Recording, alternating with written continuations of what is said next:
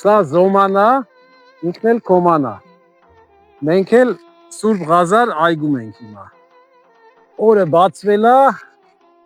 որդատունկերին զարթնացրել ենք, ամոթաշխարշը բացել ենք, գարնանային էդն ենք անում։ Իրա տրամագծի երկու անգամը, այսինքն մոտավորապես էստեղից կկդրի, եկող գարու։ Ունենալու ենք երկու աճ, երկու թև, մեկը էստեղից է գալու, մեկը էնդեղից։